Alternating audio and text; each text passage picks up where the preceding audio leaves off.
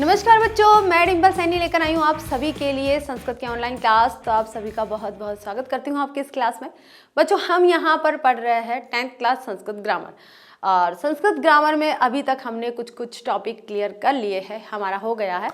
आज हम एक नया टॉपिक स्टार्ट करने वाले हैं और आज ही स्टार्ट करेंगे और आज ही इसको फिनिश कर देंगे वन शॉट में, जिसका नाम है समास। समास आपने हिंदी में पढ़े होंगे कि समास किसे कहते हैं।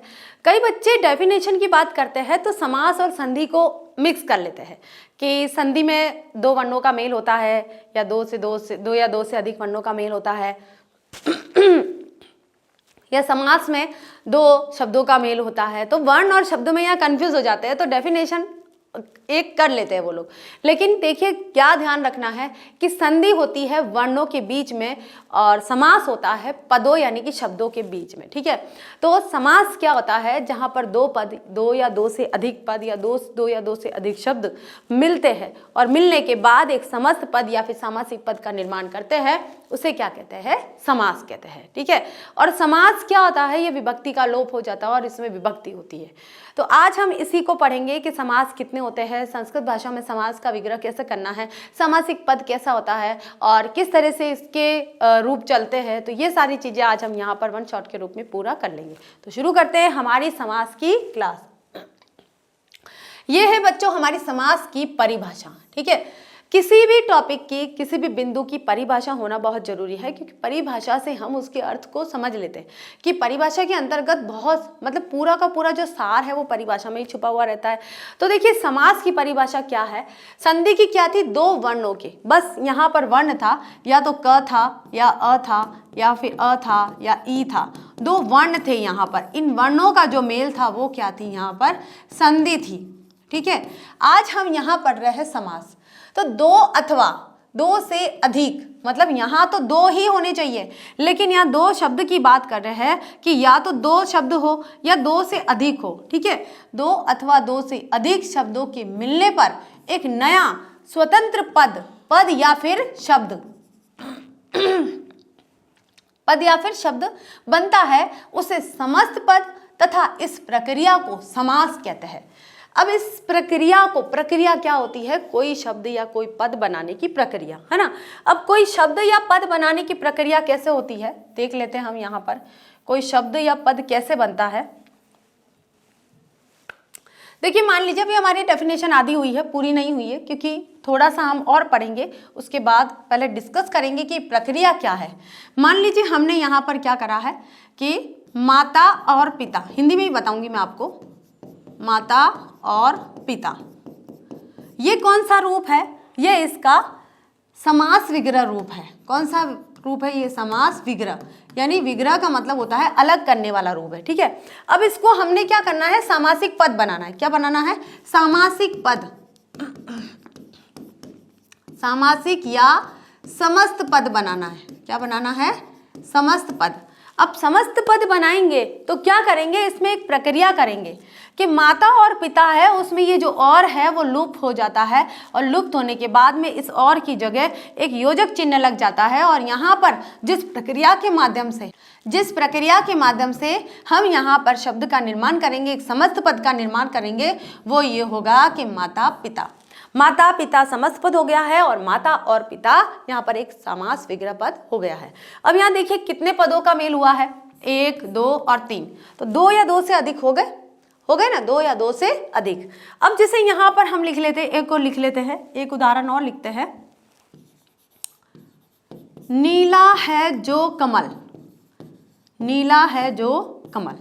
अब ये क्या है, ये भी समास विग्रह है, हमें इसे सामासिक शब्द बनाना है या समस्त पद बनाना है। तो समस्त पद और समस्त पद या सामासिक पद बनाने की जो प्रक्रिया है, उस प्रक्रिया को समास कहते हैं। किसे बोलते हैं, ये जो समास विग्रह से सामासिक पद बन जाता है, इस प्रक्रिया को समास कहते हैं। क्या बोलते हैं, प्रक्रिया को समास कहते हैं। तो नीला है जो कमल, अब नीला है जो कमल, तो क्या हो गया, कमल की क्या विशेषता बताई गई है कि वो कैसा है, वो नीला है। तो यहाँ पर जो उत्तर निकल कर आएगा वो क्या आएगा, देखिए नील कमल। उसे नीला है जो कमल, उसका एक समासिक पद, छोटा पद बना कर देंगे, एक संयुक्त पद बन जाएगा, स्वतंत्र पद बन जाएगा। अब इसमें कितने पदों का संयोजन हुआ है, कितने पद या कितने शब्दों का मेल हुआ है, 1 2 3 4। तो यहाँ पर देखिए 4, यानी कि 2 या 2 से अधिक कितने भी हो सकते हैं। तो 2 या 2 से अधिक पदों या फिर शब्दों का संयोजन जब होता है, यानी कि दोनों आपस में मिलते हैं, सारे के सारे पद आपस में मिलते हैं, तो जो मिलने की प्रक्रिया है उसे समास कहते हैं। और उनके अलग आने की सामासिक पद, यानी कि समस्त पद या सामासिक पद के अलग होने की प्रक्रिया को समास विग्रह कहते हैं। ठीक है, तो यहाँ क्या आ जाएगा, नील कमल। तो नील कमल जो बनना है वो क्या है, समास बना। उसमें क्या हुआ है, समास हुआ है। समास होने के कारण वह समस्त पद बनाए या सामासिक पद बनाए। ठीक है, आगे देखिए क्या लिखा हुआ है कि समास होने पर बीच की विभक्तियों, शब्दों तथा और आदि अवयवों का लोप हो जाता है। लोप होना मतलब क्या होता है, छिप जाते हैं। लोप होने का मतलब क्या होता है, छिप जाते हैं। आगे देखिए बच्चों, अब एक चीज और है इसमें कि ये तो है मिलने के, यानी कि जब उसे समस्त पद कहते हैं और इस प्रक्रिया को समास कहते हैं। और सामासिक पद के, यहां पर लिखेंगे हम कि सामासिक पद के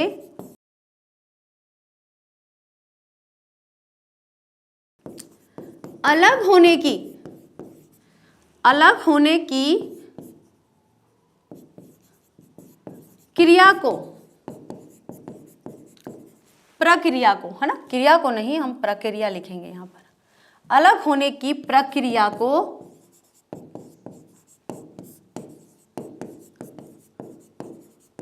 समास विग्रह कहते हैं। क्या कहते हैं, समास विग्रह कहते हैं। यानी कि 2 या 2 से अधिक पदों के मिलने के जो प्रक्रिया है उसको समास कहते हैं, या समस्त पद बनता है या सामासिक पद बनता है। तो समस्त पद और सामासिक बनने की जो प्रक्रिया है उसे समास कहते हैं, और जो समस्त पद और सामासिक पद है उसे अलग करने की जो प्रक्रिया है उसे समास विग्रह कहते हैं। ठीक है, तो ये हमारा समास की परिभाषा हो गई है और समास विग्रह की परिभाषा हो गई है। आगे चलते हैं, अब हम देखते हैं यहाँ पर समास कौन कौन से पढ़ने हमें। देखिए, तो देखिए बच्चों, यहाँ पर समास के कुल 6 भेद बताए गए हैं और सीक्वेंस में बताए गए हैं कि 6 भेद कौन कौन से हैं और हमें क्रम से कौन कौन से भेदों को पढ़ना है। पहला भेद है हमारा अव्यय भाव समास। अब अव्यय भाव समास क्या होता है, इसमें पहले ही लिखा हुआ है अव्यय, कि जिसमें पहला पद अव्यय होता है वो अव्यय भाव समास होता है। दूसरा है तत्पुरुष समास, तत्पुरुष समास में विभक्तियां होती है। तीसरा है हमारा कर्मधारय समास, कर्मधारय समास में पहला पद जो होता है वो क्या होता है, विशेषण होता है। चौथा है हमारा द्विगु समास। अब देखिए, मैं आपको बताऊंगी कि संस्कृत में मुख्य रूप से 4 समास ही बताए गए हैं। अब 4 समास कौन कौन से बताए हैं, अव्यय भाव समास, तत्पुरुष समास, द्वंद्व समास और बहुब्रीहि समास।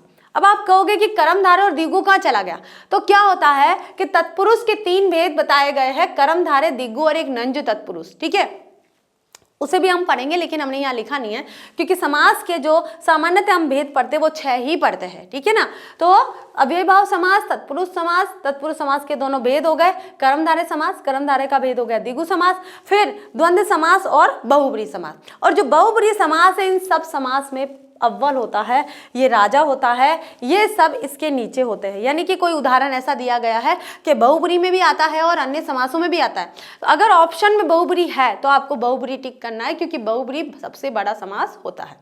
आगे चलते हैं बच्चों, देखिए यहाँ पर हमारे समास के पूरे भेद आ गए हैं जो डिवाइड करे हुए थे। तो समास के देखिए पूरे, यहाँ पर हम 4 भेद लिखेंगे, 1 2 3 और 4। कभी आप संस्कृत लिटरेचर लेते हैं और आपसे पूछा जाता है कि संस्कृत में कितने समास होते हैं, 4 होते हैं, क्योंकि तत्पुरुष के अंदर कर्मधारय, द्विगु और इस नंज तत्पुरुष को रखा गया है। तो मुख्य रूप से तो कर्मधारय और द्विगु को ही रखा गया, और कभी कभी नंज तत्पुरुष पूछा जाता है। नंज तत्पुरुष क्या होता है ये भी मैं आपको बताऊंगी। ठीक है, बारी बारी से सारे समास पढ़ेंगे हम। अव्यय भाव समास पढ़ेंगे, फिर तत्पुरुष पढ़ेंगे, उसके बाद कर्मधारय पढ़ेंगे, उसके बाद द्विगु पढ़ेंगे, उसके बाद नंद पढ़ेंगे, उसके बाद द्वंद्व पढ़ेंगे और उसके बाद बहुब्रीहि समास पढ़ेंगे, जो सभी समासों में सबसे प्रथम रूप से रखा जाता है, मतलब अव्वल रखा जाता है। अव्वल मतलब आगे नहीं रखा जाता है, इसका जो इम्पॉर्टेंस है, इसकी महत्वपूर्णता है, वो है सबसे प्राथमिक रूप से होती है। ठीक है, आगे देखिए बच्चों, यहाँ हम करते हैं, आप बारी बारी से सारे समास लिख लेते हैं कि समास निम्नलिखित 6 होते हैं। पहला कौन सा होता है, आपको याद होने चाहिए, अव्ययी भाव समास। आप बार बार लिखेंगे तो बार बार आपको याद हो जाएगा। दूसरा है हमारा यहाँ पर तत्पुरुष समास। नंबर तीसरा है हमारा यहाँ पर कर्मधारय समास। कर्मधारय समास। नंबर 4 का है यहाँ पर द्विगु समास। द्विगु समास। नंबर 5 का आता है, वैसे तो आता है हमारा यहाँ पर द्वंद्व समास, लेकिन हम यहाँ पर जो अध्ययन करने वाले हैं इसलिए हम यहाँ पर नंजतम समास लिखेंगे। क्या लिखेंगे, नंज समास। और नंबर 6 का आता है यहाँ पर द्वंद्व समास। देखिए कई बच्चे अभी डाउट कर लेंगे, है ना, अभी कमेंट करेंगे कि मैम यहाँ पर नंज तत्पुरुष नहीं आता, द्वंद्व आता। मुझे पता है द्वंद्व आता है क्योंकि समास 6 ही होते हैं, लेकिन हम ये पढ़ने वाले हैं इसलिए मैं इसे क्रम में लिख रही हूँ क्योंकि हम ये पढ़ेंगे। ठीक है, नंबर 7 का जो समास आता है नंबर 6 नंबर का होता है, लेकिन हमने नंज की वजह से इसे साथ में रखा गया है, बहुव्रीहि समास। कई बार क्या होता है इसे एंड में रखा जाता है, 6 समास बता दिया और एक समास और बता दिया, लेकिन एक्चुअल में ये जो समास है ये तीनों ग्रुप है और ये इसके भेद माने गए हैं, इसलिए हम इसे यहीं पर रखेंगे। ठीक है, अब देखते हैं बच्चों हम यहाँ समास की निम्नलिखित विशेषताएं क्या क्या होती है, कि हमें समास में क्या क्या देखना होता है, क्या क्या चीजें हमें ध्यान में रखनी होती है जब हम समास का निर्माण करते हैं, यानी कि एक समास पद का निर्माण करते हैं और एक समास विग्रह करते हैं, तो वो क्या क्या चीजें हमें ध्यान में रखनी है। कि समास में 2 पदों का योग होता है या 2 या 2 से अधिक पदों का योग होता है, तो 2 पद को मिलाते हैं। 2 पद मिलकर एक पद का रूप धारण कर लेते हैं। 2 पद मिलकर एक दूसरे पद स्वतंत्र पद का, यहाँ पर लिखेंगे एक स्वतंत्र पद का रूप धारण कर लेते हैं। 2 पदों के बीच की विभक्ति का लोप हो जाता है। ये लोप कब होता है, समास करते समय, समस्त पद बनाते समय। चौथा है हमारा 2 पदों में कभी पहला पद प्रधान और कभी दूसरा पद प्रधान होता है और कभी दोनों पद प्रधान होते हैं। समास में क्या होगा कि किसी किसी समास में पहला पद प्रधान है, किसी किसी समास में दूसरा पद प्रधान है, और किसी किसी समास में दोनों पद प्रधान होते हैं, और किसी किसी समास में तो दोनों, न पहला न दूसरा, कोई अन्य पद ही प्रधान होता है ना। तो समास में प्रधानता की बात की जाती है कि प्रधान कौन है। समास होने पर संधि भी हो सकती है किंतु ऐसा अनिवार्य नहीं है। एक चीज और लिखेंगे यहाँ पर, नंबर 6 बिंदु पर लिखेंगे कि पहले पद को पूर्व पद तथा दूसरे पद को उत्तर पद कहा जाता है। उत्तर पद कहा जाता है। ठीक है, पहले पद को पूर्व पद और दूसरे पद को उत्तर पद कहा जाता है, ये आपको ध्यान में रखना है। अब चलते हैं बच्चों, हमारा नंबर 1 का समास है अव्ययी भाव समास। अब देखिए अव्यय हमने पढ़े थे कि अव्यय क्या होता है, जो कभी भी चेंज नहीं होते हैं, न तो पुरुष के आधार पर, न लिंग के आधार पर, न काल के आधार पर, न वचन के आधार पर, जिनका रूप परिवर्तन नहीं होता है वे क्या कहलाते हैं, अव्यय, यानी कि वे यथावत बने रहते हैं, अविकारी शब्द होते हैं। एक तरह से अविकारी शब्द किसके जैसे दिखते हैं, उपसर्ग के। तो अव्यय यहाँ पर मैं उपसर्ग नहीं कहूंगी पूरा, लेकिन अव्यय भाव समास में जिन अव्ययों का प्रयोग किया जाता है, जिन अव्ययों को रखा जाता है, वो कहीं ना कहीं उपसर्ग की भूमिका निभाते हैं और कहीं ना कहीं वे उपसर्ग के रूप में होते हैं। तो मैं आपको यही कहूंगी कि अव्यय भाव समास में आपको क्या देखना है कि जो पूर्व पद है, पहला पद है, वो क्या होना चाहिए, अव्यय होना चाहिए, उपसर्ग जैसा होना चाहिए। एक ट्रिक है कि उपसर्ग जैसा होना चाहिए। उपसर्ग आपको पता है कैसा होता है, आ, अनु, प्रति, हा, उप, यथा, इस तरह से। ठीक है, कि उपसर्ग आगे लगते हैं, आगे लगाकर हम शब्दों का निर्माण कर सकते हैं और भी शब्दों का। ठीक है, तो इस समास में पूर्व पद क्या होता है, पहला पद। ठीक है, पूर्व पद अव्यय और उत्तर पद अनव्यय, यानी कि जो उत्तर पद अव्यय नहीं होता है, अनव्यय यानी कि अव्यय नहीं है, अव्यय नहीं होता है, किंतु समस्त पद अव्यय हो जाता है। अब इसमें क्या है कि ये कहा है कि पूर्व पद यानी पहला पद तो यहाँ पर अव्यय है और दूसरा पद अव्यय नहीं है, लेकिन जब दोनों को मिला देंगे तो ये दोनों मिलके एक अव्यय पद बन जाएगा। कौन सा पद बन जाएगा? अव्यय पद बन जाएगा। यानी कि पहला पद अव्यय है और दूसरा पद अव्यय नहीं है, लेकिन जब दोनों को समास पद, समस्त पद बनाएंगे, सामासिक पद बनाएंगे, क्योंकि हमने समास की प्रक्रिया करी है, समास करा उसके अंदर, तो क्या हो जाएगा? पूरा जो पद है पहला और दूसरा मिल जाएगा और मिलने के बाद पूरे को क्या कहेंगे? अव्यय पद कहेंगे या अविकारी पद कहेंगे। ठीक है, अब इसके देखिए हम उदाहरण करते हैं। अब देखिए पहला जो उदाहरण है वो क्या है? प्रतिदिनम। क्या है? प्रतिदिनम। ये तो समासिक पद है। अब यहाँ करेंगे हम समास विग्रह। क्या करेंगे? समास विग्रह। समास विग्रह से पहले एक और पढ़ लेते हैं। यहाँ पर क्या लिखा हुआ है कि इसमें पूर्व पद की प्रधानता होती है और संस्कृत में इसे कहा जाता है कि पूर्व पद प्रधानो अव्ययी भाव। कि पूर्व पद प्रधानो अव्ययी भावो, ये आपका सूत्र है और इस सूत्र को आपको याद रखना है। तो समासिक पद दिया गया है, हमें समास विग्रह करना है। प्रतिदिनम, तो देखिए प्रति क्या है? प्रति क्या है? उपसर्ग है। उपसर्ग यानी कि अव्यय है। आ उपसर्ग है, उप उपसर्ग है, यथा उपसर्ग है, उप उपसर्ग है। तो ये उपसर्ग जैसे चीजें जो आएगी वो सारी की सारी क्या कहलाएगी? यहाँ पर अव्यय कहलाएगी। क्या कहलाएगी? अव्यय। क्या प्रति और कहीं भी प्रति शब्द को आप परिवर्तन करके लिख सकते हैं? वचन में परिवर्तन या लिंग परिवर्तन या काल परिवर्तन या पुरुष परिवर्तन, ऐसा करके लिख सकते हैं क्या? नहीं लिख सकते। तो इसका मतलब ये क्या है? अव्यय है। अव्यय यानी कि उपसर्ग जैसा है। ठीक है, तो यहाँ प्रति क्या होता है? एक प्रति का मतलब क्या होता है? दिनम यानी दिन। तो यहाँ लिखेंगे हम दिनम दिनम, दिनम दिनम। ये हो गया हमारा समास विग्रह। क्या हो गया? ये समास विग्रह कि दिनम दिनम, कि दिन दिन दिन, प्रतिदिन, हर दिन, हर दिन बोल सकते हैं जिसको। आजीवनम, क्या बोलेंगे? आजीवनम। आ का मतलब यहाँ पर जीवन यानी जीवन, और आजीवन, आ का मतलब होता पर्यंत, जीवन पर्यंत। क्या लिखेंगे? जीवनम, जीवनम पर्यंत। ठीक है, जीवन जीवनम पर्यंत।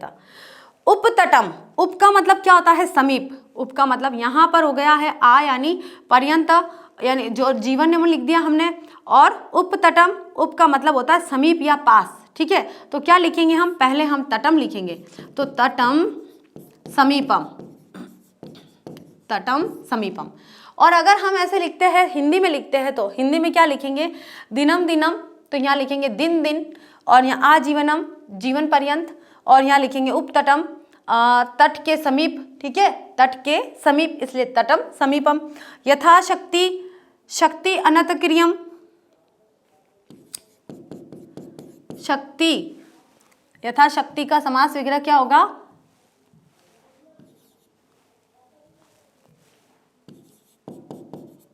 शक्ति अनतक्रियम, अनतिक्रियम, शक्ति अनतिक्रियम।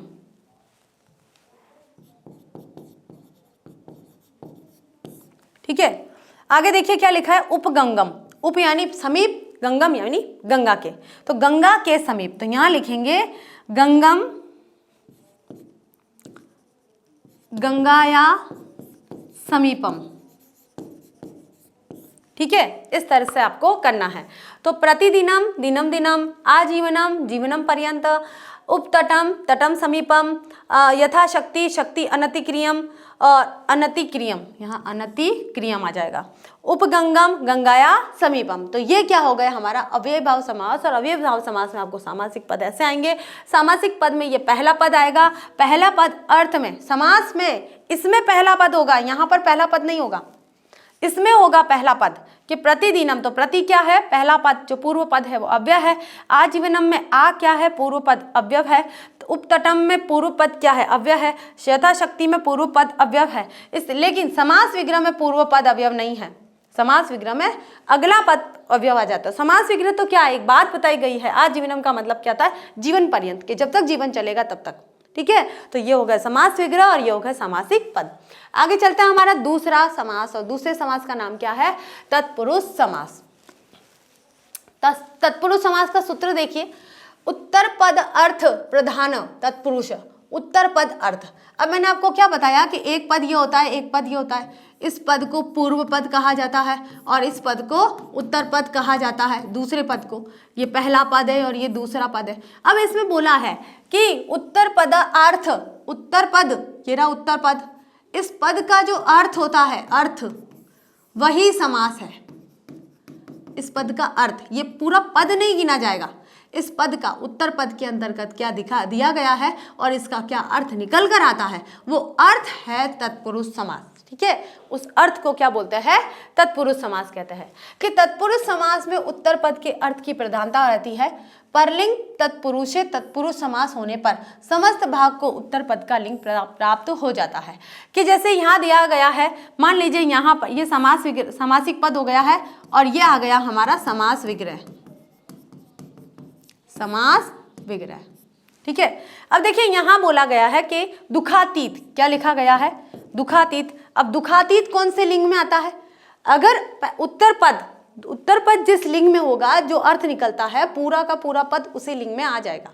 यहाँ लिखा हुआ है दुखातीत, दुखातीत यानी कि दुख से अतीत। ठीक है, तो इसका समास विग्रह होगा, यहाँ देखिए। अब देखिए बच्चों, यहाँ पर जो मैंने 5 उदाहरण लिए हैं, वो उदाहरण अलग अलग विभक्तियों के लिए गए हैं, क्योंकि ये जो तत्पुरुष समास है ये विभक्ति यानी कि कारक के अनुसार चलता है, और कारक चलता है कर्म से लेकर अधिकरण तक। कर्ता और संबोधन कारक इसमें नहीं चलता है, कर्म से अधिकरण तक। तो कितना हो गया, कर्म को करण से संप्रदान, अधिकरण, संप्रदान, फिर हो गया अपादान, फिर संबंध और अधिकरण, 6 समास होते हैं। तो 2 समास पहले ही कट गए, जो प्रारंभिक का था यानी कि कर्ता और संबोधन समास को हटा दो, कारक को हटा दो, तो संबोधन और कर्ता कारक को हटा देंगे तो कर्म से लेकर और अधिकरण तक के कारक इस तत्पुरुष समास में चलेंगे, और इनको सारे के सारे विभक्तियों के अनुसार हम पढ़ेंगे।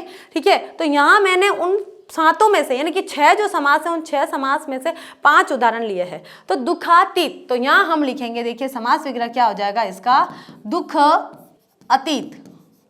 ठीक है, दुखातीत, दुख अतीत। धनहीन, धनेन, धनेन हीन।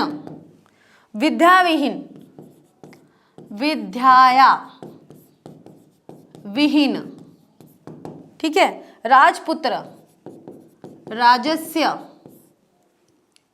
या राज्ञ, राज्ञ पुत्र लिखेंगे। ठीक है, क्या लिखेंगे, राज्ञ पुत्र।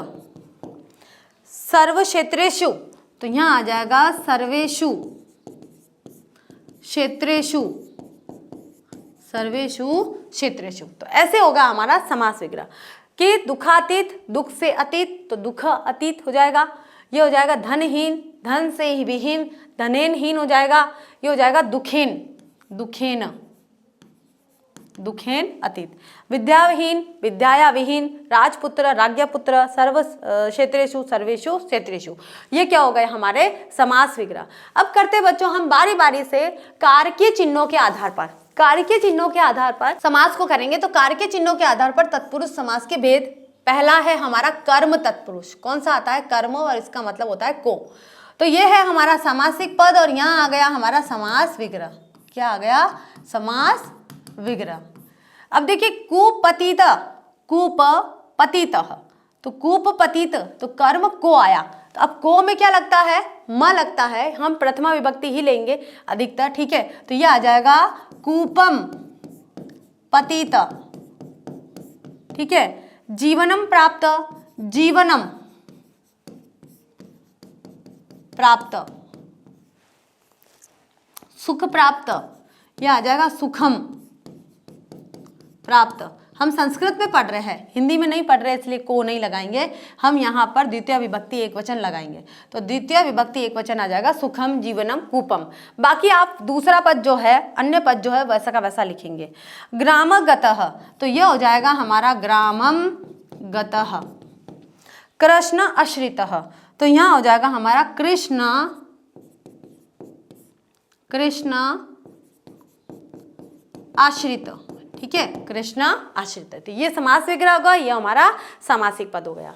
आगे चलते बच्चों, दूसरा है हमारा करण तत्पुरुष। करण तत्पुरुष के चिन्ह होते हैं से और के द्वारा।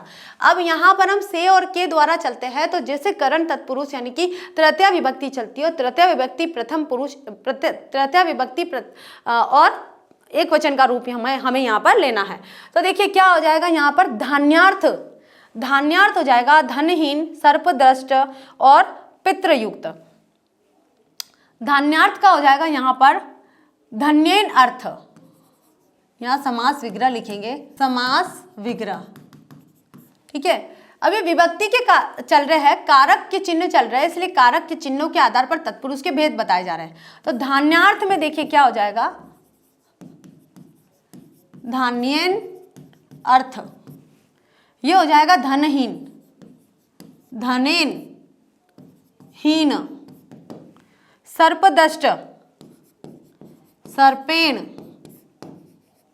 दष्ट, सर्पेण दष्ट, पितृयुक्त, पित्रा युक्त। ठीक है, ये हो गए हमारे समास विग्रह के धान्यार्थ, धान्येन अर्थ। आपको तृतीया विभक्ति एक वचन लेना है, बस तृतीया विभक्ति एक वचन के रूप ले लोगे। ये वाला जो है धन्य, धन, सर्प और पितृ, ये ले लोगे आप, तृतीया विभक्ति एक वचन ले लो और उसके बाद आपको ऐसा कैसा लगाना है। ठीक है, तो ये हमारा समासी पद हो गए, ये हमारा समास विग्रह हो गया। अब चलते हैं हमारा तीसरा कारक है ये, लेकिन कारक की श्रेणी में ये चौथा आता है और इसका आता है संप्रदान के लिए को। क्या आता है, संप्रदान के लिए को। ये हमारा सामासिक पद हो गया है और यहाँ आ जाएगा हमारा समास विग्रह। अब देखिए समास विग्रह में यहाँ क्या है, संप्रदान चतुर्थी होती है, तो चतुर्थी एक वचन ले लो आप। क्या करना है, दान पात्रम, तो दान में आप चतुर्थी एक वचन ले लो, तो चतुर्थी एक वचन क्या हो जाएगा, दानाय। क्या हो जाएगा, दानाय पात्रम, तो दानाय पात्रम, दान के लिए पात्र। भूत बलि, भूताय बलि। स्नानार्थम, स्नानाय अर्थम। यह आ जाएगा यूप दारू, यूपाय और दारू। बहुत आसान है बच्चों, देखिए कुछ नहीं करना है, हमें संप्रदान तत्पुरुष आया है, हमें देखना है सबसे पहले तो इसमें विभक्ति कैसे लगी है, क्योंकि जब तक आप हिंदी में इसका ट्रांसलेशन नहीं करोगे तब तक आप समास विग्रह संस्कृत में नहीं कर पाओगे। कि दान पात्रम, दान के लिए पात्र, ये दान को पात्र है ना, दान के लिए पात्र आएगा तो दानाय पात्रम। भूत बलि, भूत के लिए बलि। स्नानार्थम, स्नान के लिए अर्थ। यूप दारू, यूप के लिए, तो के लिए आता है तो यहाँ पर चतुर्थी एक वचन का रूप आ जाएगा। आगे चलते बच्चों, चौथा है हमारा, और हमारी जो विभक्ति है वो वैसे पंचमी है, अपादान। अपादान का मतलब होता है से अलग होने वाला, कौन सा, जो अलग हो जाता है। जैसे अलग कैसे हो गया कि नेत्रहीन, जो नेत्र से दूर है, जिसके नेत्र नहीं है, तो नेत्र से जो किसी व्यक्ति से नेत्र अलग हो गए हैं। ठीक है, किसी व्यक्ति से नेत्र अलग हो गए, तो क्या अलग हुआ है, उस अलग होने की क्रिया में क्या आ जाएगा, पंचमी आ जाएगी। तो पंचमी देखिए यहाँ पर चौथा जरूर है, आप इसको देखिए चौथा है। क्यों चौथा है, क्योंकि हमारा जो कर्ता है वो हट गया था, लेकिन इसकी विभक्ति कौन सी लगेगी, पंचमी लगेगी। कौन सी लगेगी, पंचमी। ये सामासिक पद आ गया है और यहाँ करते हैं हम समास विग्रह। रोग मुक्त, रोग मुक्त यानी रोग से मुक्त। ठीक है, रोग से मुक्त, तो यहाँ पंचमी एक वचन आएगा, अधिकांश में पंचमी एक वचन आएगा। और जहाँ आपको लगता है कि बहुवचन का रूप दिख रहा है तो आप विग्रह करते समय भी बहुवचन का रूप ही लगाएंगे। ठीक है ना, तो ये पंचमी एक वचन आएगा। तो ये चारों में देखिए रोगात, ये आ जाएगा रोगात मुक्त, रोग से मुक्त। सिंह भीत, सिंहात, सिंहात भीत, भीतः डरता है। चोर भयम, चोरात, चोरात भयम। बहुत आसान है, देखिए बच्चों कुछ भी मुश्किल नहीं है, बहुत ही आसान लग रहा है। स्वर्ग पतितः, स्वर्गात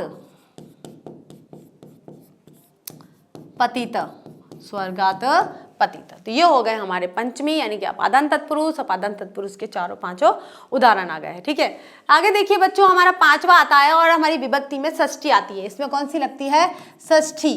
ठीक है, षष्ठी में का, के, की के चिन्ह आते हैं। ये सामासिक पद है और ये आ गया हमारा समास विग्रह। समास विग्रह पहला है हमारा राजपुत्र। राजपुत्र यानी राजा का पुत्र, राजा का पुत्र, संबंध बता दिया है। तो राजा का पुत्र में यहां पर क्या आ जाएगा, राज्ञ पुत्र, राज्ञ पुत्र। सुख भोग, यहां आ जाएगा सुखस्य भोग, सुखस्य भोग। आप इस राज्ञ को यहाँ पर राजस्य भी लिख सकते हो या राज्ञस्य, है ना। देवपुत्र, देवस्य पुत्र, देवस्य पुत्र, षष्ठी एक वचन आ गया। नरपति, यहाँ आ जाएगा नरायपति, नराणाम आएगा। अब आप कहोगे यहाँ पर बहुवचन क्यों आ गया, नराणाम पति, क्योंकि नरपति कौन है, मनुष्यों के पति। नरपति कौन है, ईश्वर, और मनुष्यों की जो पति है वो कौन है, यहाँ पर मनुष्यों के। तो नराणाम यहाँ पर बहुवचन आ गया है, तो क्या हो जाएगा, नरस्य नरयो नराणाम, तो नराणाम पति यानी बहुवचन आ गया है। तो जहां पर आपको बहुवचन लग रहा है वहां आप बहुवचन का रूप लिखिए, और जहां पर आपको एक वचन लग रहा है वहां एक वचन, लेकिन आएगी क्या, षष्ठी। संबंध में कौन सी आएगी, षष्ठी आएगी, ठीक है। आगे देखिए बच्चों, अब आता है हमारा छठा, और यहाँ पर जो विभक्ति लगती है वो कौन सी लगती है, सप्तमी, और सप्तमी में होता है मैं और पर। अब देखिए क्या लिखा है, सामासिक पद दिया गया है, हमें यहाँ करना है समास विग्रह। क्या करना है, समास विग्रह, ठीक है। पहला है हमारा युद्ध निपुण, युद्ध निपुण यानी युद्ध में निपुण। क्या लिखेंगे, युद्ध में निपुण, तो युद्ध में निपुण है इसलिए यहाँ लिखेंगे हम यहाँ पर युद्धे, युद्धे ये जो मात्रा चल जाएगी, निपुणः हो गया, सप्तमी एक वचन लग गया। कार्य कुशलः, कार्य में कुशल, तो कार्य में कुशल क्या आ जाएगा, कार्ये, कार्ये कुशल। शास्त्र प्रवीण, तो शास्त्र प्रवीण क्या आ जाएगा, शास्त्र में प्रवीण, तो शास्त्रेण, शास्त्रेण प्रवीणः। अगला आ जाएगा जलमग्न, तो जल में मग्न, तो जले मग्नः, ये हो गया, बहुत आसान है। सप्तमी लगानी है, सप्तमी एक वचन लगाना है, और अगर आपको लगता है यहाँ पर कि यहाँ बहुवचन का रूप है, भाई ये बहुवचन को रिप्रेजेंट कर रहा है, तो आप उसमें सप्तमी बहुवचन लगाएंगे, ठीक है ना। आगे देखिए बच्चों, अब आता है हमारा नंज तत्पुरुष, क्योंकि हमने तत्पुरुष का जो भेद है विभक्ति के वो हमने पढ़ लिया है। अब तत्पुरुष के दो भेद और है जिसको बोलते हैं कर्मधारय और द्विगु समास। तो कर्मधारय और द्विगु को पढ़ने से पहले हम यहाँ नंज तत्पुरुष एक बार पढ़ लेते, देख लेते क्या है कि नंज तत्पुरुष में क्या होता है कि जो न लगा हुआ होता है, न इज इक्वल टू अ और अ इज इक्वल टू न, इसका मतलब भी नहीं और इसका मतलब भी नहीं, चाहे अ लगाओगे तो भी नहीं और न लगाओगे तो भी नहीं होता है इसका मतलब। ये है हमारा सामासिक पद, और यहाँ करते हैं हम समास विग्रह। अधार्मिक, नंबर लगाते थे 1 2 3 और 4। अधार्मिक, अधार्मिक का मतलब होता है न धार्मिक, न धार्मिक। असत्यम, न सत्यम यानी कि जो सत्य नहीं है, ठीक है। अनादि, अनादि यानी कि न आदि, जिसका कोई आदि नहीं है, जिसकी कोई शुरुआत नहीं है। असुखम, न सुखम, अ यानी न यानी अ, ठीक है। तो समासिक पद में तो अ आएगा और जो समास विग्रह उसमें अ का न हो जाएगा, ठीक है। आगे चलते बच्चों, देखिए यहाँ आता है हमारा कर्मधारय समास। तो कर्मधारय समास क्या होता है देखिए, और कर्मधारय समास तत्पुरुष का ही भेद है और कर्मधारय का भेद होता है द्विगु समास।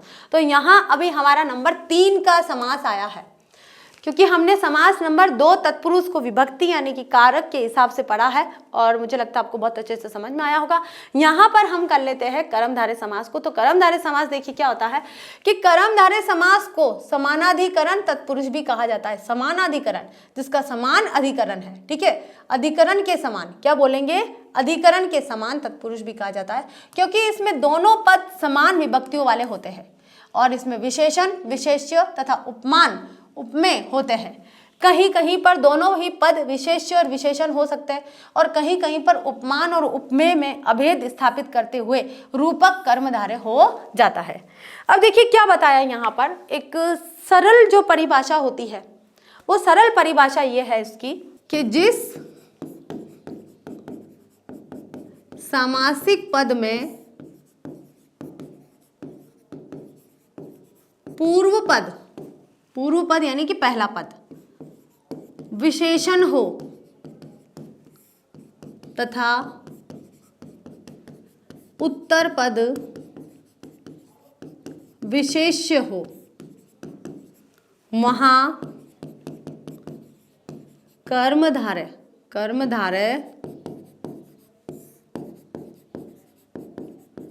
समास होता है। ठीक है, जिस समासिक पद में पूर्व पद विशेषण हो और उत्तर पद विशेष्य हो। अब विशेषण किसे कहते हैं? जो शब्द संज्ञा या सर्वनाम की विशेषता बताते हैं। संज्ञा या सर्वनाम की विशेषता, उसे क्या बोलते हैं?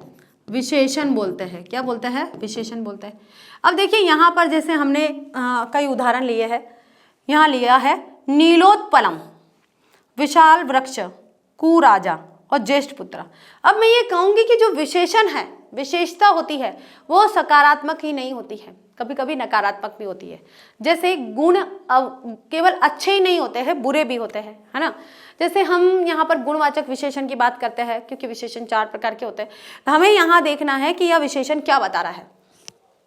जैसे हमने ले लिया नीलकमल, तो नीलकमल, कमल कैसा है? नीला है। कैसा है? नीला।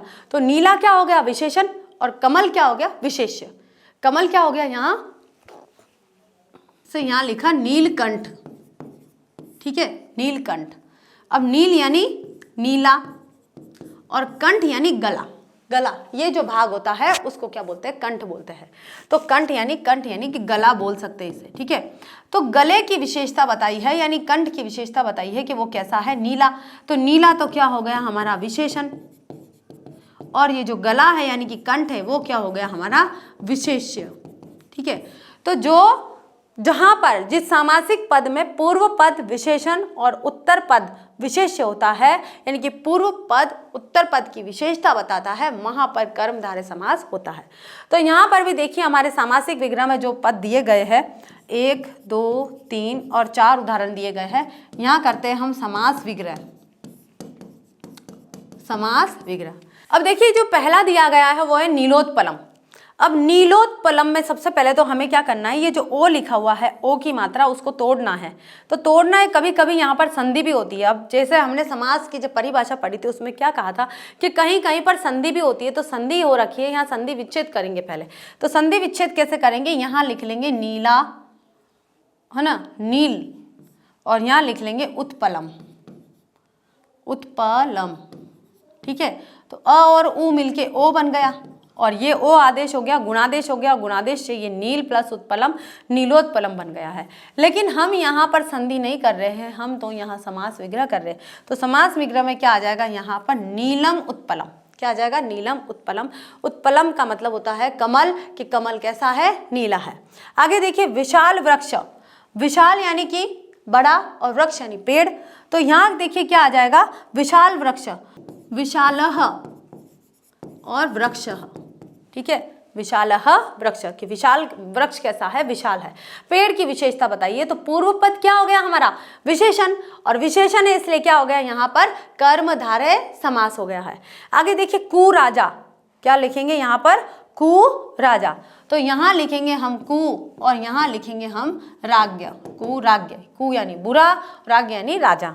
आगे आ जाएगा हमारा ज्येष्ठ, ज्येष्ठः और पुत्र। ठीक है, ज्येष्ठ पुत्र का हो जाएगा ज्येष्ठः पुत्रः। ज्येष्ठ पुत्र यानी बड़ा पुत्र, और यहाँ पर भी क्या आ जाएगा? बड़ा है पुत्र, ज्येष्ठः पुत्र, ज्येष्ठ पुत्र। ठीक है ना। तो ऐसे आ जाएगा हमारा कर्मधारय समास। और हिंदी में अगर हम करते हैं तो ऐसा करते हैं, नीला है जो कमल, विशाल है जो वृक्ष, कु मतलब बुरा है जो राजा, ज्येष्ठ है जो पुत्र यानी बड़ा है जो पुत्र। ऐसे हम हिंदी में इसका समास विग्रह करेंगे। आगे चलते बच्चों, हमारा चौथा जो समास आता है उसका नाम है द्विगु समास। अब देखिए बच्चों क्या होता है कभी कभी कि द्विगु, हमारे पास यहाँ पर द नाम से 2 समास है, द्विगु और द्वंद्व। कौन कौन से समास है? द्विगु और द्वंद्व। अब कई बच्चे कभी कभी द्विगु को द्वंद्व समझ लेते हैं और कभी द्वंद्व को द्विगु समझ लेते हैं, यानी कि बहुत ज़्यादा कंफ्यूजन हो जाता है। तो आप यहाँ ध्यान रखिए कि द्विगु, गु का मतलब द्वि यानी कि द्विगुना, और गु यानी गुना। तो द्विगु यानी दुगुना, तिगुना, चौगुना, ऐसे आप संख्या पता चल रही है। द्विगुना यानी कि डबल हो गया, डबल यानी कि 2 हो गए, 1 का 2 हो गया, 2 का 4 हो गया, 4 का 8 हो गया। आपको संख्या पता चल रही है। द्विगु से क्या पता चल रहा है? संख्या, संख्या। द्विगुना क्या बोलेंगे? द्विगुना। तो द्विगुना ऐसे दुगुना होता है, लेकिन मैं सिर्फ आपको एक वर्तनी के हिसाब से बता रही हूँ कि द्विगुना इसको बोल दीजिए तो आपको द्विगुना, दुगुना, दुगुना याद रहेगा और द्विगुना दुगुना करके द्विगु याद रहेगा, यानी कि ये संख्यावाची होता है, ये इतना ध्यान रखना है। द्वंद्व का मैं आपको बताऊंगी अच्छे से कि द्वंद्व में और द्विगु में क्या फर्क है, द्वंद्व कैसे पहचानना है। कि संख्या पूर्वी द्विगु, कि पूर्व पद जो होता है वो कैसा होता है? संख्यावाची होता है, उसे द्विगु कहते हैं। कि जिस समास का पहला पद संख्यावाची और दूसरा पद कोई संज्ञा हो, अर्थात द्विगु समास का पहला पद संख्यावाचक होता है और संपूर्ण पद समूह का बोध कराता है। समूह का बोध कराता है, किसका? समूह का बोध कराता है, उसे क्या कहते हैं? द्विगु समास। उदाहरण है हमारे पास, समासिक पद आ गए हैं, हम यहां लिखते हैं समास विग्रह। ये पहला, ये दूसरा, ये तीसरा, चौथा। पंचरात्रम, पंचरात्रम, नवरात्रम, पंच यानी 5, नव यानी 9, त्रि यानी 3, सप्त यानी 7। संख्या का पता चल गया आपको, यानी कि पहला, बाद में जो कौन है, रात्रि है या मणि है या दिन है या लोक है या जो भी है वो बाद में देखा जाएगा। पहले हमें पता चल गया भाई यहाँ पर संख्या बता रहा है, पहला पद संख्या है, इसका मतलब ये कौन सा है? द्विगु समास हो गया है। तो पंचरात्रम, तो हम यहाँ लिखेंगे, अब ये क्या हो जाएगा? ये क्या हो जाएगा? षष्ठी विभक्ति बहुवचन में चला जाएगा। ठीक है, षष्ठी विभक्ति इनकी 5, पंचरात्रम 5 रात्रियों का समूह। तो संबंध बताया है, का समूह, संबंध बता रहे हैं, तो संबंध में यहाँ पर षष्ठी बहुवचन आ जाएगा। आपको ध्यान में रखना है कि द्विगु वचन में आपको क्या करना है? षष्ठी बहुवचन से, बहुवचन से, षष्ठी बहुवचन से आपको समास विग्रह करना है। समास विग्रह करते समय आपको ध्यान में रखना है। तो समास विग्रह देखिए कैसे करेंगे हम यहाँ कि पंचरात्रम, तो यहाँ लिखेंगे पंचानाम, रात्राणाम, समाहार। ठीक है, समूह को क्या बोलते हैं? समाहार बोलते हैं। नवरात्रम, नवानाम, रात्राणाम, रात्राणाम, समाहार, समाहार। त्रिलोकी, त्रयाणाम, त्रयाणाम, लोकानाम, लोकानाम, समाहार। देखिए सारा ये षष्ठी बहुवचन में जा रहा है। सप्तदिनम, सप्तानाम, सप्तानाम, दिनानाम, समाहार। ठीक है, ऐसे आपको समास विग्रह करना है, हो जाएगा ये। आगे चलते बच्चों, हमारा यहाँ पर 5वें नंबर का समास द्वंद्व समास। अब मैंने आपको पहले ही कहा कि द्वंद्व समास के बारे में मैं आपको बताऊंगी। तो देखिए क्या है, आप इसको समझने की कोशिश कीजिए। द्वंद्व समास की एक परिभाषा, पहले परिभाषा देख लेते हैं फिर समझेंगे तो थोड़ा आसान हो जाएगा।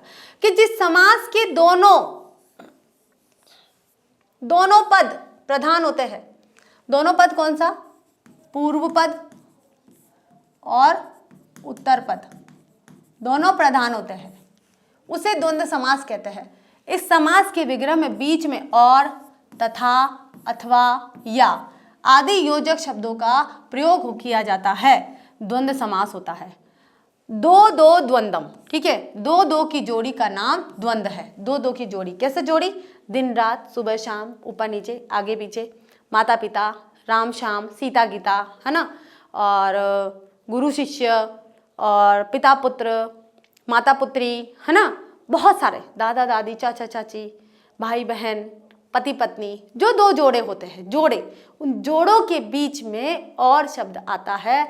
जो भी विभक्ति लगती है उस विभक्ति का या किसी और भी योजक चिन्ह का, योजक शब्द का लोप हो जाता है, उसे क्या बोलते हैं? द्वंद्व समास कहते हैं। जोड़ी, दो दो की जोड़ी होती है। अथवा उभय पद अर्थ प्रधानो, उभय पद, उभय का मतलब क्या होता है? दोनों पद के अर्थ, जो अर्थ होते हैं वो प्रधान होते हैं, वहाँ द्वंद्व समास होता है। अब देखिए मैं आपको बताऊंगी एक चीज और है पहचानने की, कुछ नहीं करना है। जैसे हमने यहाँ लिखा माता और पिता, देख ली, बहुत आसान है ना, माता और पिता, या फिर हमने यहाँ ऐसे लिख लिया माता या फिर पिता, ये तो समास विग्रह है। और ये समासिक पद है, ये तो क्या है, विग्रह, और यह है समस्त पद यानी कि समासिक पद। अब आप इसे द्वंद्व से कैसे पहचानेंगे कि जैसे यहाँ पर एक दुआ है और यहाँ पर एक दुआ है और बीच में आधा न है, तो वो क्या हो गया, द्वंद्व समास, कि ये भी प्रधान है, ये भी प्रधान है, दोनों बराबर के हैं और बीच में जो योजक चिन्ह लगा है वो कौन सा समास हो गया है, द्वंद्व समास हो गया। तो बहुत आसान है पहचानना। और जो द्विगु समास है उससे द्विगुना द्विगुना द्विगुना करते जाओ, यानी कि दुगुना तिगुना चौगुना पंचुना जो भी आता है, 6 गुना 7 गुना, तो वो क्या हो गया है, संख्यावाची। द्विगुना से आप संख्यावाची निकाल लोगे। और द्वंद्व में क्या करना है आपको, दोनों दोनों एक जैसे दिख रहे, बस बीच में न है, इसका मतलब बीच में योजक चिन्ह है। माता और पिता हो गए हैं, माता और पिता, भाई और बहन, बहुत सारे हो सकते हैं, ठीक है। ये तो मैंने आपको बताया हिंदी में। अब यहाँ देखिए, यहाँ हम करते हैं, जैसे यहाँ लिखा हुआ है धर्म च अर्थ च, धर्म अर्थात धर्मार्थी, धर्म च अर्थ च काम च, धर्म अर्थ कामा, और भी ज्यादा हो गए, 2 या 2 से अधिक पद हो गए कि धर्म च अर्थ च काम च। अब यहाँ पर च का जो मतलब होता है वो क्या होता है, और, ठीक है। अब हम यहाँ पर समास और समास विग्रह करेंगे, यहाँ पर करेंगे, ठीक है। यहाँ हो जाएगा हमारा समास, सामासिक पद, और यहाँ हो जाएगा हमारा समास विग्रह, ठीक है। सामासिक पद में हम लिखेंगे, यहाँ देखिए, माता पितरों, माता पितरों, ठीक है, और पिता पुत्रों,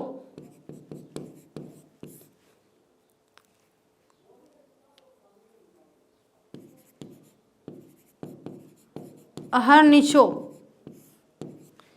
तो देखिए यहाँ क्या हो जाएगा, यहाँ लिखेंगे हम माता पितरों यानी कि माता और पिता। अब ये द्विवचन नहीं है, ये सारे द्विवचन में आएगा। द्विवचन में ये ऐसे रो की मात्रा लगती है, जैसे राम रामो, है ना, राम रामो, तो रामो क्या हो गया, ये 2 वचन हो गया। पिता पितरों, माता मातरों, है ना, ऐसे। तो यहाँ ओ लग गया है, ये द्विवचन है। द्विवचन में हम जब समास विग्रह करेंगे दोनों पदों को प्रधान बताएंगे और बीच में और लगाएंगे। तो संस्कृत में क्या होता है, जैसे माता च पिता च, 2 बार लिखना है। हिंदी में तो हम माता और पिता लिख लेंगे, जैसे माता पिता लिखा, लेकिन संस्कृत में आपको क्या करना है, माता च पिता च। आगे देखिए पिता पुत्रों, तो यहाँ आ जाएगा पिता च पुत्रों च। अब देखिए क्या लिखा है, अहर्निशो। अहर्निशो का मतलब होता है दिन और रात। क्या बोलेंगे यहाँ पर, दिन, दिनम च रात्रि च, ठीक है, ऐसे आपको करना है। जैसे रामकृष्ण, इसका समास विग्रह क्या हो जाएगा, रामश्च